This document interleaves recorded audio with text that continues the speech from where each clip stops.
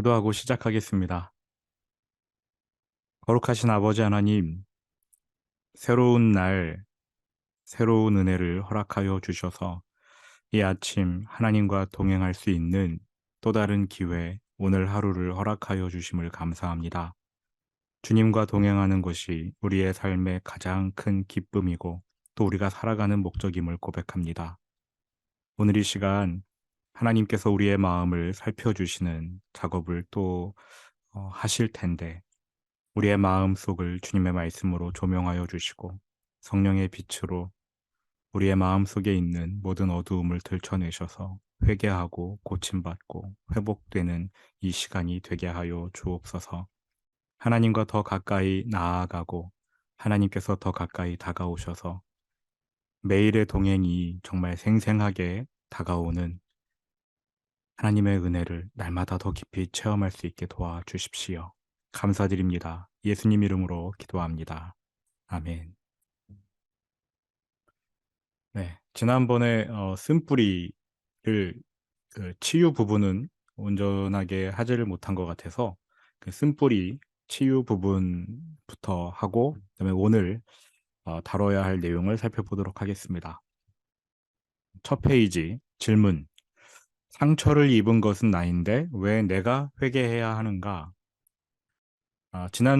지난번에 설명드렸듯이 상처를 받고 내가 어떻게 반응해야 할지 결정할 때 쓴뿌리가 될 수 있다고 말씀드렸지요. 상처를 받고 부정적으로 반응하고 상대방을 판단하고 미워하기로 결심할 때 그것이 이제 쓴뿌리가 된다고 했는데 상처를 입은 것, 즉 피해자는 나인데 왜 내가 회개해야 하는가?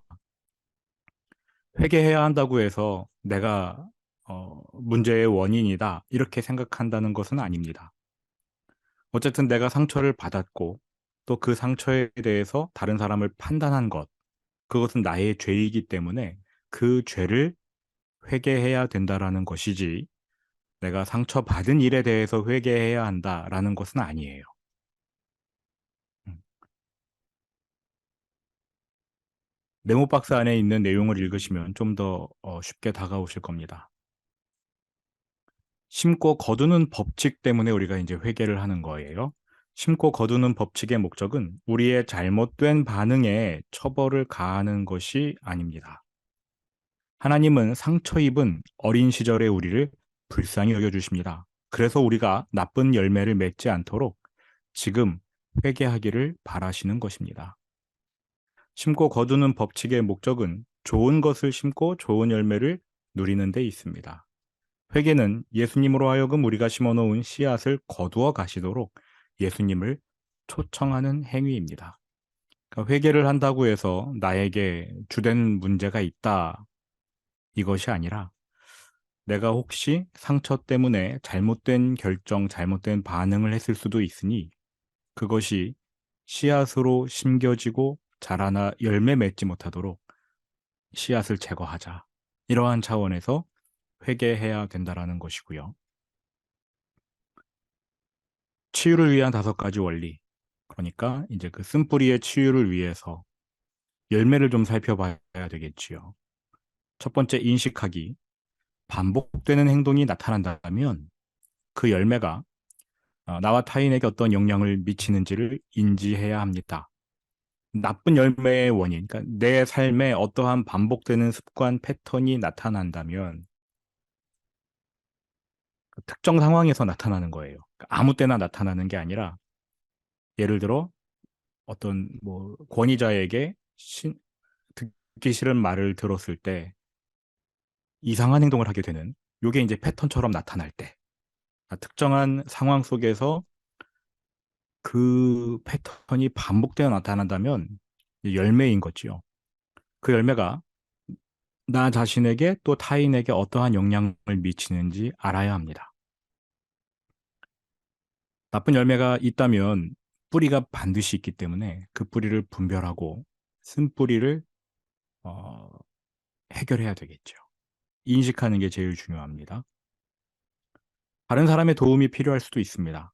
다윗의 경우 사울에게 상처받은 일을 사무엘 선지자에게 다 알렸지요. 두 번째가 고백과 회개. 가해자를 판단하고 또 사람들이 내게 부정적으로 대할 것을 기대했다면 그러니까 쓴뿌리 판단, 쓴뿌리 기대가 되는 거지요. 판단을 하고 또 나쁜 일이 일어날 것을 기대하는 경우, 과거의 상처 때문에 미래를 부정적으로 보는 경우, 이러한 경우에 하나님 앞에서 이 모든 사실을 인정하고 용서를 구해야 합니다.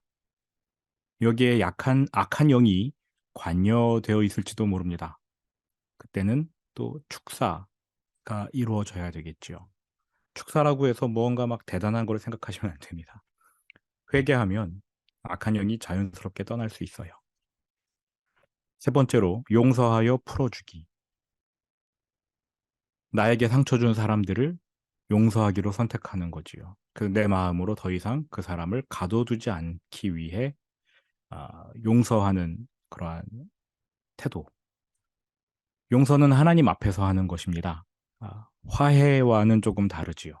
용서는 내가 보복할 권리가 있다고 생각하고 또 그 권리를 계속 쥐고 있는데 이 권리를 내려놓는 것이 용서입니다. 그리고 나서 화해를 할 수도 있고 또 적절한 기회가 안 되면 또 화해가 안 될 수도 있겠지만 일단은 하나님 앞에서 내가 그 사람을 풀어주는 것이 필요한 거지요. 네 번째로 죽은 것으로 여기기. 회개했고 연관된 가해자를 내가 용서했다면 이제는 쓴뿌리가 죽음에 처했다고 믿는 것입니다. 예수님의 이름으로 선포하고 믿는 것이지요. 중요한 것은요. 충동은 제거가 됩니다. 습관은 여전히 남을 수가 있어요. 이제 이거를 좀 구분을 하셔야 되는데 전에는 죄의 세력이 충동으로 확 다가와서 나도 모르게 그냥 자동적으로 특별한 반응을 보인다. 특별한 행동을 한다. 예를 들어 뭐 직장 상사에게 나쁜 말을 들었을 때 뭐 담배를 피는 습관 이런 것이 자연스럽게 이어졌다면 평소에는 담배를 피지 않다가 갑자기 흡연을 하게 된다. 이제 충동이 생기는 거지요. 근데 이제 회개하고 나면 충동은 사라집니다. 근데 해오던 행동이 있기 때문에 습관이 남아 있을 수 있어요. 습관은 천천히 죽어갑니다. 쓴뿌리가 제거되어도 습관은 남아 있을 수 있는데 그 습관에 대해서 이제 우리가 또 죽어야 되겠지요. 습관이 진멸될 때까지 날마다 죽음을 선택해야 되는 것입니다. 그 습관에 대해서. 마지막으로 부활. 하나님께서 창조하신 원래의 모습대로 회복되는 것. 이 모든 것이 이제 기도로 가능합니다. 왜냐하면 우리가 하는 일이 아니라 하나님이 해주시는 일이기 때문에 우리는 기도하고 또 결심하고 다짐하고 성령님의 도움을 구하고 마지막으로 화해. 나에게 상처 준 사람들을 축복하는 겁니다. 직접 찾아가서 축복해 주면 뭐 더없이 좋겠지만 그러한 상황이 여의치 않을 때는 하나님 앞에서도 축복할 수 있는 거지요. 진심으로 축복하는 그러한 과정들이 필요합니다. 네. 3페이지에는 쓴뿌리에 대한 기도 예문이 나와 있어요. 여기 보면 이제 기도 사역을 받는 사람과 사역자의 기도 이렇게 나눠져 있는데요. 기도 사역을 받는 사람, 이제 나중에 여러분이 다른 사람을 위해서 기도해 줄 때 이 기도 사역자의 기도문을 하셔도 좋고요. 여러분 스스로 쓴뿌리가 발견되면 기도 사역을 받는 사람의 이 기도로 기도해도 될 겁니다. 그 기도 예문을 한번 읽어 보겠습니다. 주님, 저는 누구누구 때문에, 혹은 무엇 때문에 가해자를 판단했고, 판단과 비난으로 인해 저도 그와 동일한 행동, 태도에 묶이게 되었습니다. 이제 저는 저를 아프게 했던 누구누구를 용서하기로 선택합니다. 우리 모두를 판단하실 분은 오직 하나님 한 분뿐임을 알기에 누구누구에게 죄를 물을 나의 권리를 내려놓습니다. 그동안 제가 품었던 죄악된 태도와 방식들을 용서해 주십시오. 또 제가 당했던 것과 동일한 방식으로 복수하려 했던 순간순간들도 용서해 주옵소서. 주 예수님, 누구누구를 판단했던 저의 죄를 용서해 주옵소서. 이제 저는 살아가면서 제가 판단했던 것과 동일한 패턴으로 제가 판단받게 된 것을 봅니다. 이 시간 저는 가해자를 용서하기로 결단하고 마음속 분노와 상처를 주님께 내어드립니다. 이것들을 제 마음에서 제거하여 주십시오. 또한 저의 판단과 부정적 기대의 효력으로 인해 제가 미워한 바로 그 일을 누구누구가 행하도록 부추겼던 죄도 용서해 주옵소서. 이 기도는 가해자를 용서하는 기도이고요. 또 나로 인해서 다른 사람이 죄를 범한 경우, 그러니까 나 때문에 나의 쓴뿌리로 인해서 다른 사람이 나를 판단하는 그 죄의 단초가 된 그것을 하나님 앞에 회개하는 그러한 기도입니다. 아, 이거는 이제 이런 온라인상에서 우리가 하기는 조금 어려울 것 같고, 이제 직접 만나는 상황에서 이러한 기도, 이런 것들이 자연스럽게 이루어지면 좋겠는데, 그런 상황이 조금 어려우니까, 그래도 주님께서 여러분 홀로 있을 때, 이러한 기도를 통해서 주님께서 분명히 치유하실 수 있다고 저는 믿습니다. 그래서 한번 이 기도문으로, 음, 적절한 시간을 정하셔서 한번 기도해 보셨으면 좋겠고요. 5페이지입니다. 채워지지 않은 필요들. 위에 있는 말씀 제가 읽겠습니다. 주님은 말씀하신다. 가련한 사람이 짓밟히고 가난한 사람이 부르짖으니 이제 내가 일어나겠다. 그들이 갈망하는 구원을 베풀겠다. 표준 세번역으로 시편 12편 5편 5절 말씀인데요. 필요를 간구하는 사람에게 하나님께서 허락해 주신다. 이러한 내용으로 볼 수 있는 구절이지요. 들어가는 말, 어린 시절 당신을 보살피던 사람이 당신의 필요를 지속적으로 채워주었나? 보호자가 당신의 필요를 채워주지 않았을 때 당신은 어떻게 반응했는가? 지금도 그 같은 반응이 계속되고 있는가? 어린 시절에 우리에게 많은 필요가 있습니다. 근데 그 필요를 채워줄 분이 주로 부모님 혹은 보호자라고 할 수 있는 분들인데요. 인간이 완벽하지 않다 보니까 그러한 필요들을 온전히 채워주지 않아서 생기는 우리의 삶의 문제들을 이제 바라보는 거지요. 6페이지입니다. 우리 안에는 하나님의 사랑과 은혜에 대한 깊은 갈망이 있는데 그 갈망은 기본적인 필요를 그러니까 원하는 것으로, 갈망하는 것으로 나타나요. 그러니까 하나님의 사랑과 은혜를 우리가 갈망하는데 그것이 어떤 기본적인 필요로 나타난다는 거지요. 가정이 중요한 이유는요. 하나님께서 우리를 만나 주시는 통로가 바로 가정이기 때문에 그렇습니다. 우리가 하나님의 사랑과 은혜를 받아야 하는데 부모님을 통해서 하나님이 그것을 주셔요.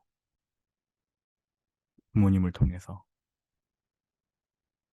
모든 아이는 무조건 소중히 여김을 받아야 하고요. 또 부모님은 자녀의 마음속 보석 상자에 사랑, 온화함, 동정심, 하나님께서 우리에게 베풀어 주시는 긍휼의 마음들이거든요. 그거를 채움으로써 자녀를 환영해주고 소속감을 불어넣어 줘야 합니다. 하나님이 가정을 세우신 목적 중에 하나지요. 그래서 보호자는 하나님의 역할을 대신해야 되는데 첫 번째 자녀의 신체적 필요를 보살펴야 합니다. 자녀를 환영해 줘야 해요. 위로해 줘야 되고요. 존귀하게 여겨야 합니다. 그리고 자녀를 터치해 줘야 됩니다. 그러니까 부드럽게 안아주는 게 필요하고요. 자녀와 함께 시간을 보내야 합니다. 그 시간은 즐거워야 되겠고요. 자녀의 말을 들어주고 이해해주고 그 마음을 알아줘야 합니다. 자녀를 축복해줘야 합니다. 사랑으로 훈련하고 징계하는 것도 필요해요. 그것도 사랑이지요. 그리고 자녀를 보호하여 마음속에 안정감을 줘야 합니다. 자녀에게 목적의식을 심어줘야 합니다. 이게 말은 굉장히 쉬운데 사실 어렵다는 거는 여러분들이 더 잘 아시지요. 또 여러분이 어렸을 때에 부모님으로부터 이러한 어떠한 사랑과 또 하나님에게서 위탁받은 부모님이 위탁받은 그러한 책임을 다 여러분에게 해 주셨는지 생각해 보면 이게 굉장히 어려운 일이라는 것을 아실 겁니다. 게다가 이러한 일은요. 자녀가 어렸을 때 아주 어렸을 때 해 주셔야 되는 거예요.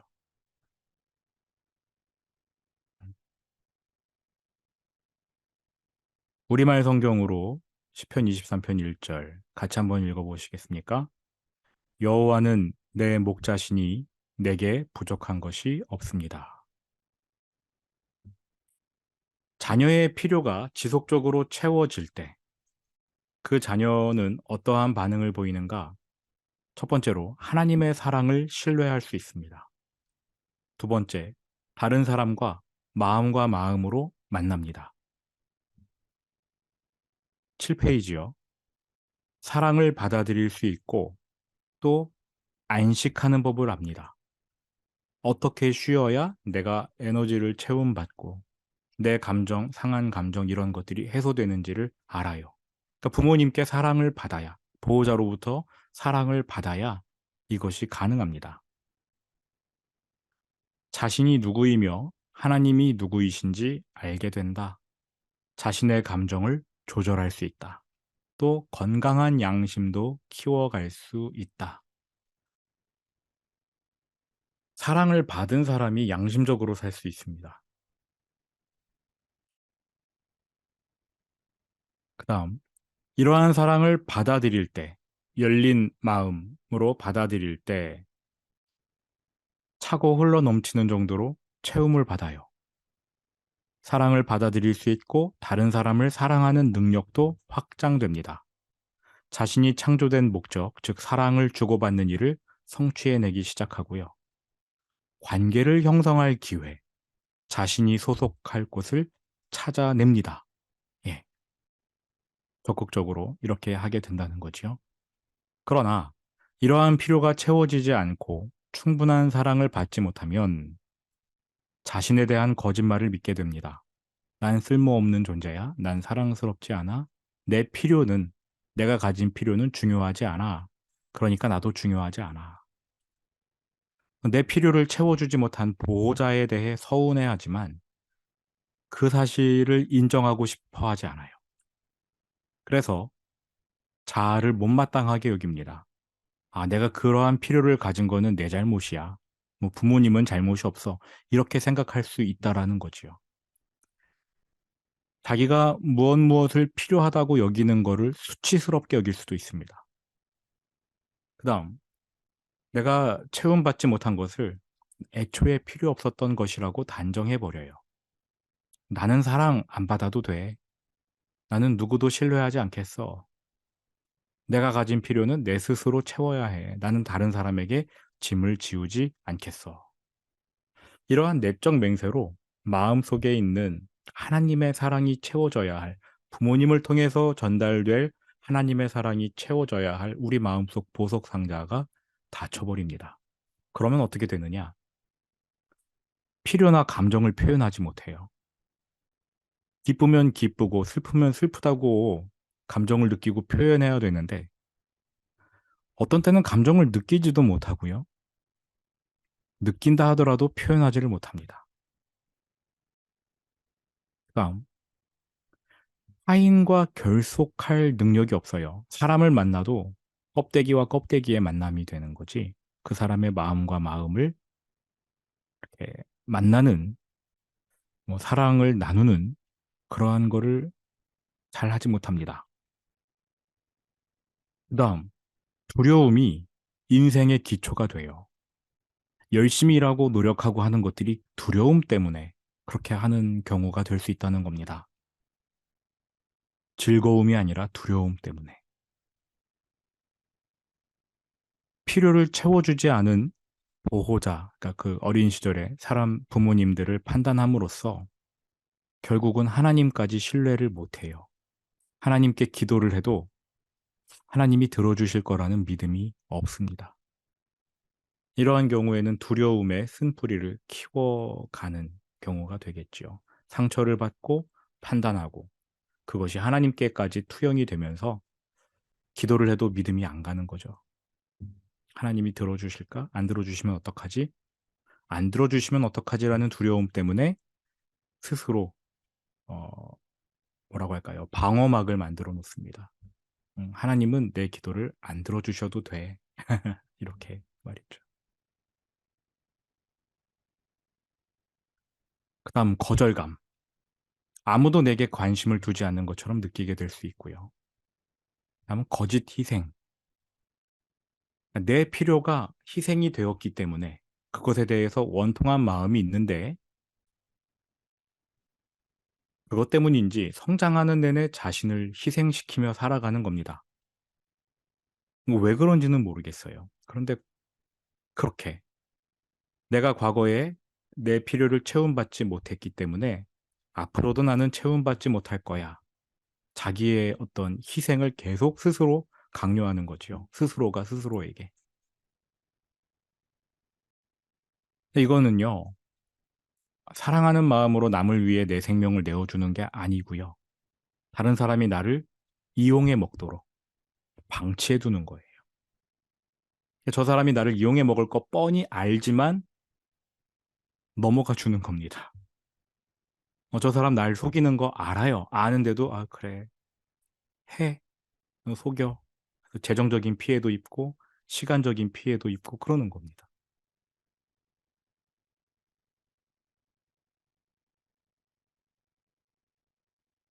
정극단의, 아니, 그러니까 정반대의 경우도 있어요. 항상 조심하고, 통제하고, 지나치게 경계하는 거지요. 필요 이상으로 저 사람을 못 믿는 겁니다. 마음의 병, 실망하지 않으려고 소망을 품지 않습니다. 소망했다가 안 되면 그 거절감을 견디질 못하니까 아예 기대를 안 하는 거지요. 이러한 경우에 마음속 보석 상자에 구멍이 잔뜩 나 있습니다. 그래서 타인이 나에게 찾아와서 위로 관심을 쏟아부어도요, 이 구멍으로 다 새어 나가 버려요. 근데 마음속 깊은 곳까지 저 사람이 나를 사랑하는구나, 저 사람이 나를 위해 주는구나라는 느낌을 느끼지 못합니다. 부부 관계 속에서도 이러한 일이 일어나지요. 배우자가 나를 사랑하는데, 그 배우자는 진심으로 사랑하는데 못 믿는 거예요. 느끼질 못해요. 예, 의심하게 되고. 그럼 의심까지는 아니어도 그냥, 아, 저 사람 그냥 말로만 저러지. 내가 원하는 거 정말 해주지 않아. 이러한 느낌을 받는 그러한 부부 관계가 굉장히 많습니다. 그 다음이요. 내게는 필요한 게 없다라는 내적 맹세를 알게 모르게 했을 수 있어요. 그래서 채워지지 않습니다. 만족을 못해요. 이러한 사람들에게는 아무리 많은 걸 쏟아부어도 만족감이 없습니다. 예. 이러한 내적 맹세가 굉장히 위험하지요. 내겐 필요한 게 없다. 나 저런 거 안 가져도 돼. 라는 내적 맹세. 상처로부터 자신을 보호하려고, 실망할까봐 보호하려고 했던 이러한 맹세들 때문에 이게 점점 더 큰 상처로 이어집니다. 아니, 제가 어렸을 때 이러한 맹세를 많이 했어요. 뭔가가 갖고 싶은데, 뭐, 갖지 못할 경우. 아, 나 저거 필요 없어. 나 안 가져도 돼. 뭐 이런 식으로 맹세를 많이 했던 것 같아요. 속으론 정말 원하는데, 저거 나 필요 없어. 저거 가져봤자야. 막 이런. 그러다 보니까 그걸 막 가지고 있는 친구들에게 내가 막 말이 험하게 나가고 그냥 막 미워지고 이러한 것들을 많이 경험했던 게 기억이 납니다. 여러분은 어떠신지 모르겠습니다. 자신의 진정한 필요를 알지 못하면 필요가 있는데도 불구하고 그거를 부정하면 그러니까 그거를 못 갖는 것과 필요가 없다고 부정하는 거는 다른 거잖아요. 그걸 부정할 때는 부적합한 방법으로 그 필요를 채우게 되는 거죠. 이해가 되세요? 필요는 있어요. 근데 이걸 얻지 못하더라도 이거 내가 필요하다는 것을 인정하는 상태라면 그나마 건강할 수 있는데 이거 나 필요 없어 라고 하면은 이제 이거를 채우기 위해 부적합한 방법을 사용한다라는 거지요. 여기 보시면 공허함을 채우는 거 스스로를 분주하게 만듭니다.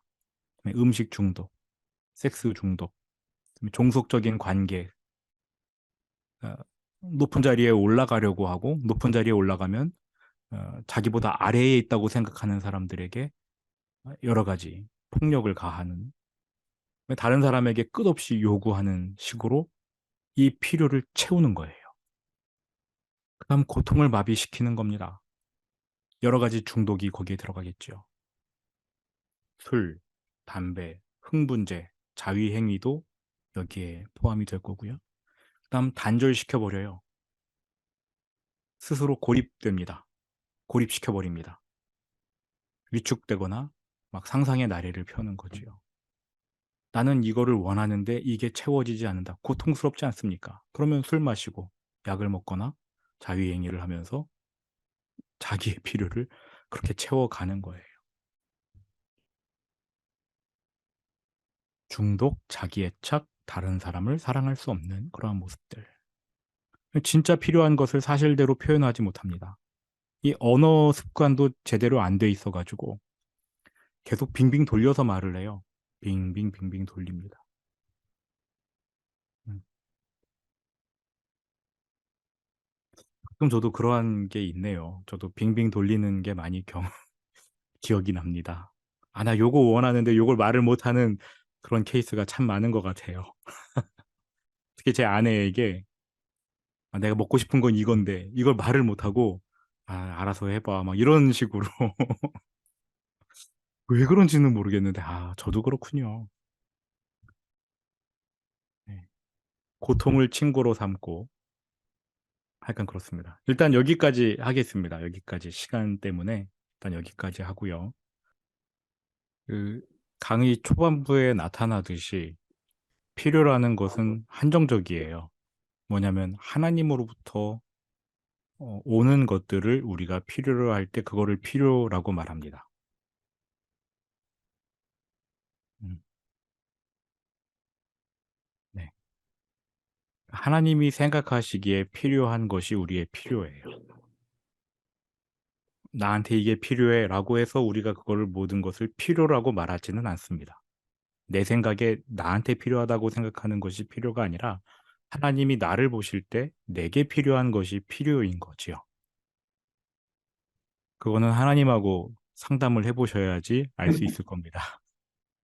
그러니까 필요라고 해서 내가 느끼는 필요라고 해서 그게 다 필요다가 아니고요. 정말 하나님하고 상담해야 돼요. 하나님, 저에게는 어떠한 필요가 있었습니까? 제게 채워지지 않은 필요는 무엇입니까? 하나님 말씀해 주세요. 보여주시고요. 내가 원하는 것들은요, 보통 시간이 지나면 더 이상 필요해지지 않은 것들이 많을 겁니다. 시간이 해결해 주는 경우도 많고요. 근데 정말 필요한 것들은 끝까지 가는 거예요. 하나님 보시기에 너한텐 이게 필요했어. 너가 이거를 받지 못했고, 내가 너에게 주려고 해도 너가 받지 않았어. 하는 그런 것들이 분명히 있습니다. 네. 주님하고 기도하면서 해결해 보셔야 돼요. 우리의 필요, 하나님이 아십니다. 그러니까 내가 원하는 거를 하나님이 알고 계신다가 아니라 정말 나에게 뭐가 필요한지를 하나님이 아셔요. 제 경우도 아버지가 저를 많이 안아주시거나 그러시진 않았거든요. 이제 사역을 시작하기 직전에 하나님께서 저에게 명령하신 것이 저더러 아버지를 안아드리라는 거예요. 불편하죠. 평생 이렇게 안아본 적이 없는데 30살 돼서 아빠를 안아야 된다는 게 제게 큰 부담감이었습니다. 뭐 안으라고 하니까 제가 예전에도 한번 간증을 드렸는지 모르겠는데요. 안아드렸죠. 근데 그게 저의 필요였어요. 하나님이 보실 때. 어린 시절에 아버지와의 터치가 별로 없었기 때문에 그걸 채워주시는 방법으로 저더러 먼저 다가가라고 하신 거였습니다. 사역을 시작하기 전에 제가 원했던 거는 뭐 사역에 대한 어떤 뭐 여러 가지 경로들이었죠. 그러니까 신학교를 가기 위한 재정적인 필요가 저한테 있었고, 또 뭐 교회에 사역할 수 있는 그러한 끈들도 필요했지만, 그게 하나님이 보시기에 저에게 필요했던 게 아니라 아버지를 안아드리는 게 필요했던 거였어요. 어렸을 때 저에게 채워지지 않았던 필요였던 거지요. 중요한데 채워지지 않았던 거. 그거를 하나님이 채워주신 것을 느꼈습니다. 여러분들에게도 마찬가지일 겁니다. 네. 또 여러분의 자녀에게 하나님이 어떠한 식으로든 그 필요를 채워주실 텐데 여러분을 사용하실 거라고 믿습니다. 다음 주에 이제 이 부분을 마지막으로 한 번 더 하고요. 그다음부터 이제 좀 어려운 내용들을 들어갈 겁니다. 과연 해야 되는가 말아야 되는가 지금 내적인 갈등이 심하게 일고 있는데요. 제가 기도하고 마치겠습니다. 거룩하신 아버지 하나님, 하나님은 완벽한 아버지이셔서 우리에게 필요한 것이 무엇인지 아십니다.